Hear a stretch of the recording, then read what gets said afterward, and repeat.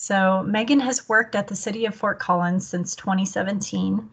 She supports the Healthy Homes program, the Radon program, and other air quality programs. This past year, Megan's work has focused on assessing ways to make the Healthy Homes program more equitable and is involved in equity work across the city organization. Megan leads the air quality work related to smoke impacts from fine particles, PM 2.5, and in this space has developed a communication plan and is working with regional partners to ensure that Fort Collins is a smoke-ready community. Megan also serves as a co-lead for the Our Climate Future Resilience subteam. Megan completed a PhD in political science from Colorado State University in 2017, where she focused on the management and implementation of environmental programs at the state and local levels of government. So Megan, I'll let you take it away. Thanks so much, Ginger, and I'm going to share my screen. Can everyone see that? Yes. Wonderful. Yes. Thank you. So as Ginger mentioned, my name is Megan, and I'm a specialist with our air quality program, and I'm just going to share a little bit more information on what the City of Fort Collins is doing to become a smoke-ready community. For those of you who are not as familiar with Fort Collins, we are about an hour north of Denver, and we sit against the foothills of the Rocky Mountains. We have a population of approximately 170,000 people, and we are the proud home of Colorado State University. So the City of Fort Collins actually has a very long history of environmental sustainability and stewardship, with the first citywide air quality plan adopted in the early 1990s. We're also unique because when we think about sustainability, we take a triple bottom line approach to sustainability. So our sustainability services area covers social issues, environmental issues, and economic issues, because we believe that you need all three to be sustainable. Within the Environmental Services Department, we have a climate program, we have a waste reduction and recycling program, and then we have an air quality program. Our air quality program focuses on both outdoor air quality issues and indoor air quality, and here you can see some of the things that we do. So for outdoor air quality, we really focus on air quality awareness, which involves promoting the air quality index and helping our community members be aware of impacts of high ozone and particulate matter. We also focus on ozone-causing sources, environmental regulation and compliance, air quality monitoring, and then climate adaptation, such as wildfire impacts. For our indoor air quality program, we have the Healthy Homes program, where we actually provide free indoor air quality assessments to all Fort Collins community members, and we inform them on ways that they can improve their indoor air quality in their home, and provide 3 to 5 low-cost to no-cost recommendations on how they can do that. Through our Healthy Homes program, we provide free radon testing, and then we also provide radon tests at a discounted rate, both short-term and long-term test kits, just to give you an idea of the scope of our work. So why do we focus on smoke impacts? There are a couple of big reasons. First is in 2012, there was a fire, the High Park Fire, which was the second largest in Colorado and the largest in our region. It burnt about 90,000 acres, and it was right in our backyard. This really highlighted areas that the city organization could prepare our community for the impacts of smoke, and showed ways that we were not prepared. Also, as I'm sure many of you can relate to, with COVID-19, we're really understanding the importance of being able to prepare for different disruptive events at different levels. Along with this, climate change is exacerbating some of these issues. So in relation to wildfires specifically, we know that climate change can make fires burn hotter and longer, really making it important for us to understand both the health effects of this and how to prepare for those things. Smoke is unique as well because smoke travels, so we can be impacted by smoke from fires that are even hundreds of miles away. Smoke also varies even throughout the day. 1 hour, your air quality can be fine, and the next hour, it can be really, really bad. Smoke is also unique because smoke can affect us from small events, mid-size events, and large events, which means that our response to different smoke events varies depending on the scale. So for example, last summer in 2019, there was a haystack fire in Loveland, Colorado, which neighbors us, and many of our community members were feeling the effects of that, even though it was not a large event. We also focus on smoke impacts from very small and localized fires, such as outdoor residential burning. And we have an outdoor residential burning program that focuses on how smoke from fire pits in people's backyards can impact their neighbors. So with understanding the unique aspects of smoke and understanding that the city probably needs to be playing a larger role, we started researching best practices and looking at how other communities are preparing for smoke events. We modeled our definition of how to become a smoke-ready community off of Missoula, Montana. So we believe a smoke-ready community is a community in which public buildings have filtration for smoke, community members understand the health risks associated with smoke exposure, they have access to the tools to protect themselves, and resources are in hand to help the most at risk and underserved members of our community. Along with this, we recognize that as an air quality program, we have a role to play in preparing our community and connecting with those people who are going to be making decisions to address smoke impacts. So we have developed different activities and actions related to these 4 areas. And we look at what our role is before an event, which is really to provide information and education and to help connect our community members to resources. During an event, are we communicating with our partners who may be addressing some of these events and making sure that information is out there when an event is occurring? And we also play a support role here as well, if it's a large-scale event, to make sure that those who are responding to events are able to connect with us if they need. And then after a smoke event, are we evaluating how well we responded or how well we were able to connect our community members to resources? So based on these 4 components of being a smoke-ready community and understanding that as an air quality team, we have a role of providing information and education, supporting other people who are responding to events, and connecting our community members to resources, we've divided up the work that we're doing into what we are currently doing, what we would like to do near term, and then our long-term focus. So focusing on what we are able to do in the here and now, the first thing is how do we communicate with our partners and with our community members about smoke impacts. We've developed a wildfire smoke campaign, which we actually developed with our partners both within the city and partner organizations such as the county and folks from Colorado State University. So some examples of how we've collaborated: we reached out to some specialists at Colorado State University who study wildfire smoke about some of our outreach materials to make sure we were discussing smoke impacts appropriately. We also have partnered with the county in co-branding messaging to make sure that we are sharing the same messages with our community members on how they can prepare themselves. Some of our ongoing work also is focused on the equity considerations. We understand that certain members of our community might be disproportionately impacted by smoke, depending on their health risks or depending on their housing situation. So how are we understanding those impacts to them, and how can we better connect them with resources? In the near term, we're working on connecting with emergency response plans, and we're also looking at community scale monitoring. And in the long term, we really want to be able to start assessing how buildings can be prepared for smoke impacts. We will start this by looking at our city buildings first when we're able to get to that work. So this is going to be beyond 2020. We're going to connect with our folks in our utilities department and start to understand what standards are needed for a building to be considered smoke ready, and then assess which of our city buildings are actually smoke ready. And again, long term, how do we connect our most at risk and underserved with resources?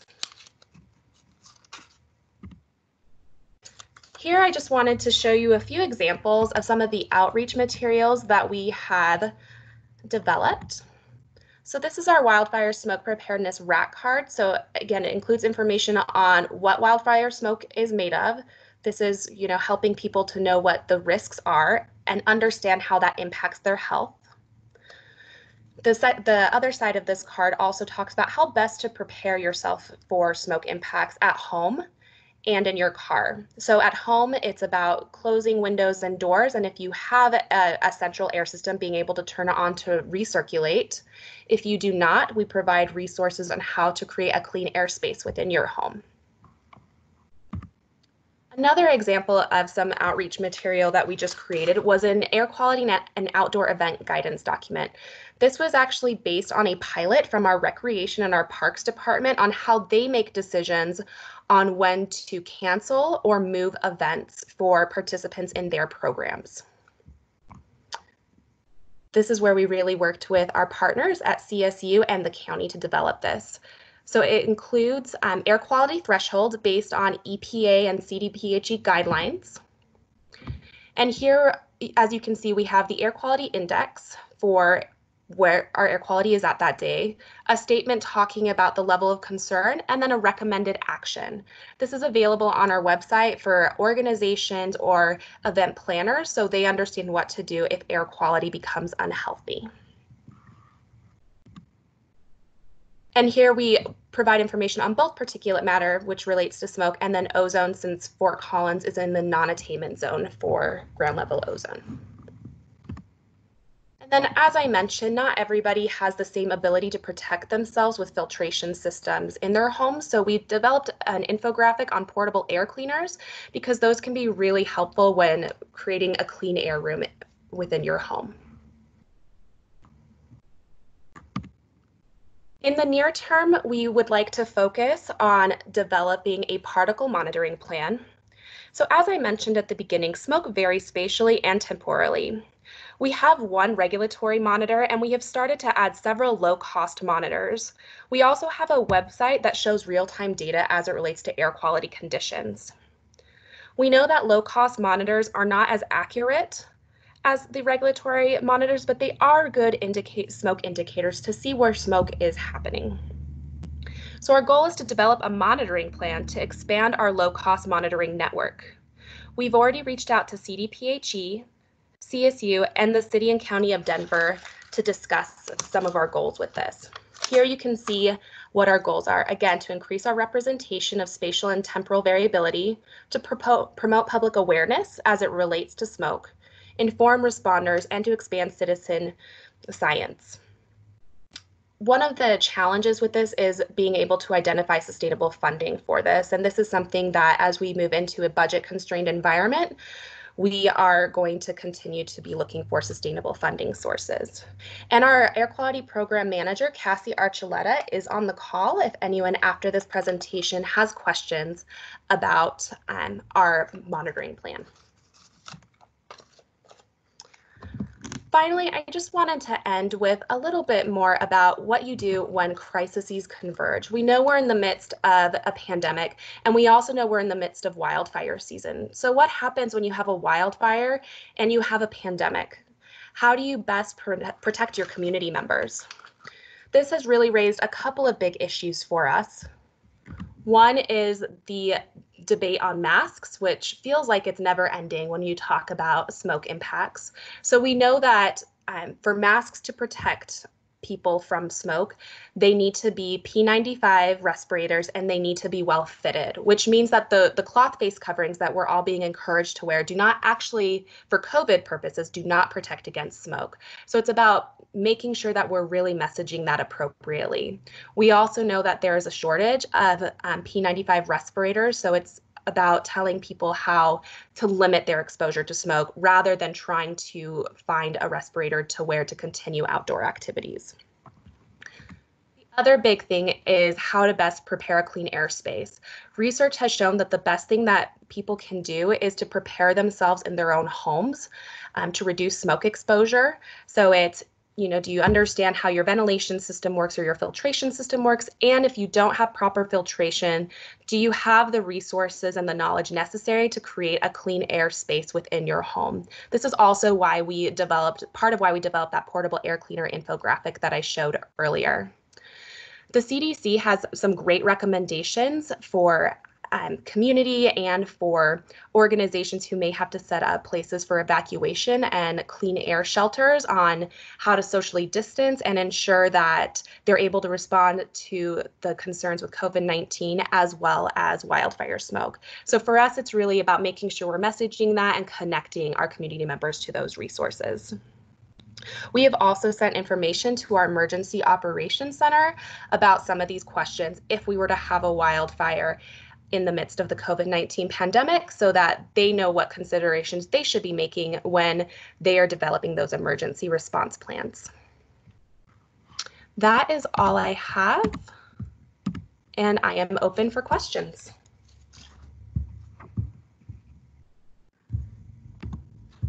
Thank you, Megan.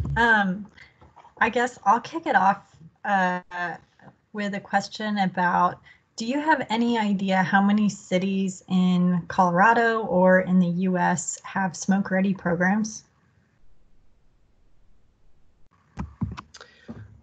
So in terms of being that definition of smoke-ready, the only one I found was Missoula, Montana. They're very, very clear with their definition. What I will say, though, is looking across Colorado, Utah, California, there are aspects that we've talked about. So it's, again, providing that information and education on the risks related to wildfire smoke and ways in which they can protect themselves. Other communities are also focusing on, how do they get a great communication system in place? I know Seattle, Washington has focused on development of clean air shelters. So that work is happening. I'm not sure if they're all putting it together in that same way as we're defining it. Okay. And another question that kind of popped into my head was, I had never sort of considered in like a personal space the effect of an air conditioner versus a swamp cooler during a wildfire event. I just know that I have a swamp cooler and I have to turn it off anytime my neighbor barbecues because I get that smoke all through my house. But I guess, are there any statistics, or you touched briefly on this portable air cleaner? Is there any idea of how much better it is to have an air conditioner versus a swamp cooler to clean the air in the event of a wildfire? I'm sure that there are some statistics. Everything that I have seen has been very specific about, again, making sure that you're able to close windows and doors, because those fine particles will find their ways in. So being able to set air to recirculate is going to be your best bet. And if you do have something like a swamp cooler, you are going to increase some exposure in your home. So it's, again, do you have a room that you can create a clean air space for? And I don't know if anyone else on the call or Cassie has anything to add to that.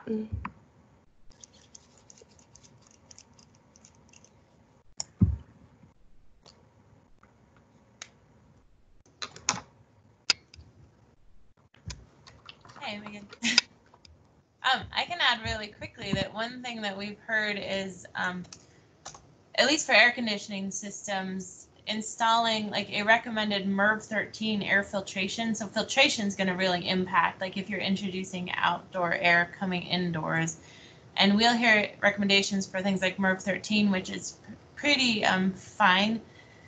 And then we'll hear concerns from our utilities program about not every HVAC system is equipped to operate with a MERV 13 because it's too much flow restriction. So this is just one of the questions we're jostling with, is okay, how do we get the right recommendations in front of people, whether it's for smoke or for swamp coolers, for AC systems, and what kind of filters and how often to change your filters, those kind of things. So certainly things we want to develop more as we get more programming info out, and certainly things we want to hear from some of the folks in this room about as well.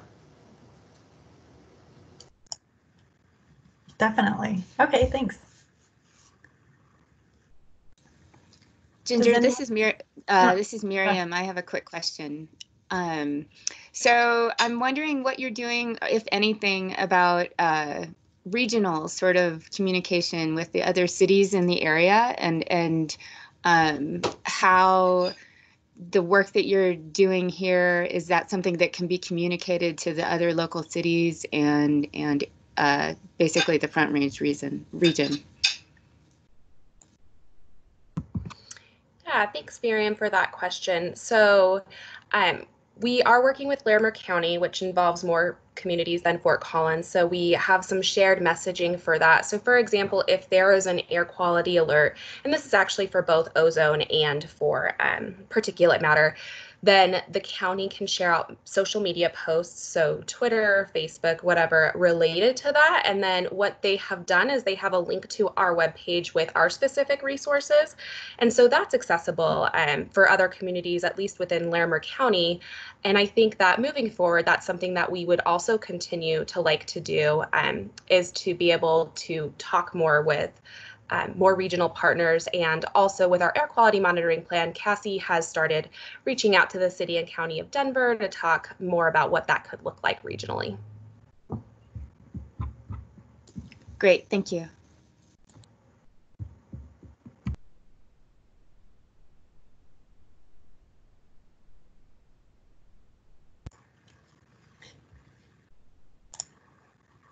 Anybody else have a last question for Megan? Because if not, I've got one more. Megan, I was wondering if, there's been a lot of talk about like the Internet of Things, and I've heard about, say, this app called Purple Air that's like an air sensor program.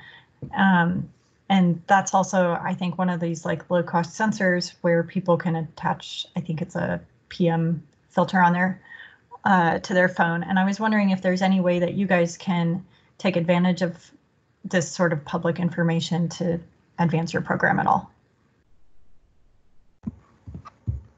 That is a great question, Ginger, and I'm going to have Cassie answer that one. Okay.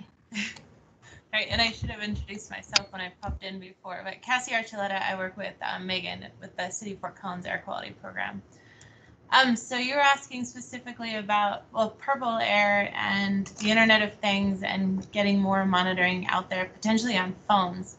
So when Megan mentioned the monitors were starting to get out there, so those are Purple Air monitors, and an advantage there is they're plug and play. If you plug them in, you can set it up so that it goes on a Purple Air website. It's going to give you now, like spatially and temporally, like everybody's Purple Air monitors that's plugged in. So that's one avenue we're looking at, is how do we get more of those out there? And I saw Michael Ogletree just joined us too. So when I said we were talking with the city and county of Denver and programs they're doing, like, so that's one thing we're trying to learn from is Denver has a Bloomberg Award where they're getting this school-based monitoring system out and getting a lot more information in front of people. So how do we just get a wider expanse of that? And that would be more fixed at specific point monitoring. Like when you talk about things like my phone, can my phone be a monitor? Like that's not something we're exploring right now, but can you get the monitoring information on your phone really easily accessible? Like certainly that, but as far as like carrying it around with you and seeing what your current exposure is, I hear things about different things developed there. How does that inform a regional conversation? That might be kind of tougher, but that might inform your personal, like how you interact in indoor air quality and outdoor air quality. But yeah, we're focusing more on outdoors, fixed in place, low cost community monitoring. Okay, thanks. And maybe Michael wants to add something about the community monitoring you guys are doing. Yeah, sure. Sorry, I was a little late to the meeting, but yeah, I mean, we're the way we've kind of set up our network is more of a hybrid network. So we have a lot of different types of sensors, including community sensors. And something we are looking to do is kind of take a more regional approach. So the data platform that we developed for our program we are hoping and kind of encouraging other municipalities locally to adopt that same data platform so that we can share data seamlessly cross-boundary, just because a lot of these issues are cross-boundary.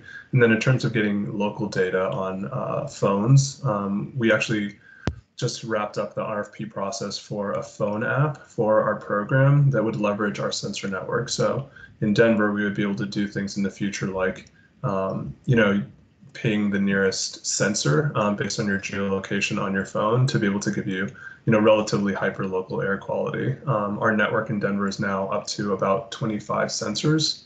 So about 100 square miles in the Denver area, not excluding the airport. So, about 1 every 4 miles, if my math's correct, 4 square miles. So, as you move around the city, you'd be able to use your phone to be able to access data from the nearest sensor.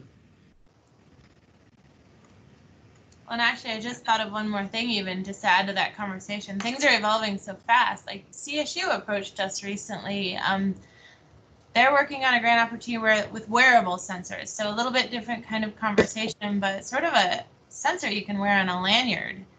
And then what kind of things can that collect and how can that inform your personal exposure? And we were all set up to help pilot this for them as they explored it. And then we all got out of our buildings, right? That was around the time that the COVID and stay-at-home stuff was happening.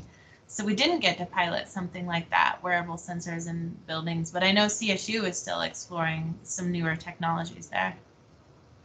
Yeah, there's another company out of Boulder called 2B Technologies that also has these small handheld sensors that just connect to your phone via Bluetooth. So then you can use your phone as a way to push data. So we're actually exploring using some of those sensors as we develop our air quality curriculum for our program, so that kids at home can now use these to then, explore their own air quality and upload that data and use it as more of an educational tool. But that data set, obviously, like you said, it's small, it's portable. You can go around and kind of do your own investigations and look at what air quality is like. Yeah, that's really cool. That sounds almost sort of like a Fitbit, but for air quality. Yeah. Great. All right. Does anybody else have any questions? May I actually pose a question back to the group? So I'm wondering if anybody's aware of any other smoke preparedness, smoke ready programs in different communities that maybe, so Megan just went through like what we're exploring in City of Fort Collins. But what else is out there? So if you guys have things to throw at us to be considered, we'd be very interested.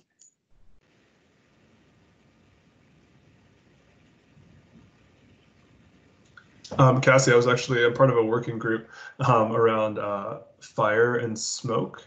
It's mostly out of California. It's run by EPA and the California Air Resources Board. So they are actually working on guidance for schools around fire, especially as they're approaching this fire season. I know our working group's putting out a guidance document around communication using low-cost sensors at schools to inform wildfire events and smoke from wildfires. So we can talk offline about that as well further.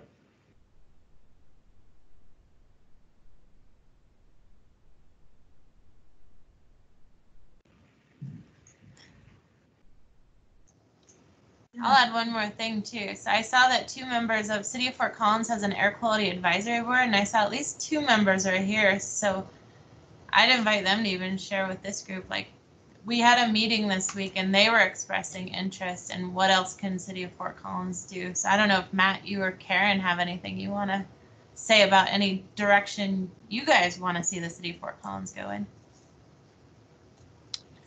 Yeah, no, thanks, Cassie. This is Matt Tribby. Yeah, I think there's concern that at least the local air quality board for Fort Collins has, that typically, these wildfire events are happening in warmer environments. So we're, as a Front Range community, we're struggling with ozone, right? And that's kind of a more complex, bigger topic. So you kind of already have sensitive groups at somewhat of a higher risk on the high ozone days, which are happening rather frequent as we're hitting, low to mid 90s every day. And so if you layer on top of that a wildfire event, I think the concern is one, is the community educated enough to understand what the impacts could be? And then how do we get the communication out to our communities efficiently so that events, maybe, I know we're kind of in a pandemic, but in a normal summer, there's a lot of outdoor activities in Fort Collins, as there is in any Colorado community. How can we get the message to the community where we're not putting either the elderly, children, or people who have asthma, folks who have conditions that might make them more vulnerable than others? How can we get that communication out to them efficiently so that they're not necessarily going into some type of activity or trying to just enjoy the outdoors and they're just unaware of the risks that are out there? So I think everything that's been presented today is great. It sounds like, Fort Collins, we're certainly trying to lead by example with getting communication, and specifically the guidance documentation. I think is a great opportunity just to help educate, because obviously we can't be everywhere at all times, but just broadening that education on this topic to our community members is a critical challenge we're always going to have. And ideally the community, once the education's a little bit more mainstream, community members can kind of make those decisions on an individual basis and not necessarily rely on so much maybe a central type of message to go out. So Karen, I don't know if you had anything else to add, but yeah, it's certainly something that's wildfire exposure and health risk that's certainly on Fort Collins Air Board's priority list, and something that we're going to continue to kind of monitor with the help of Cassie and Megan and the city of Fort Collins.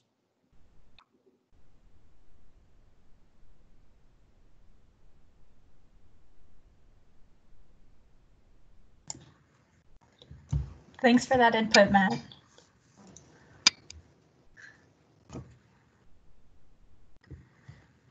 All right, do we have any other comments or contributions or questions for Megan or Cassie?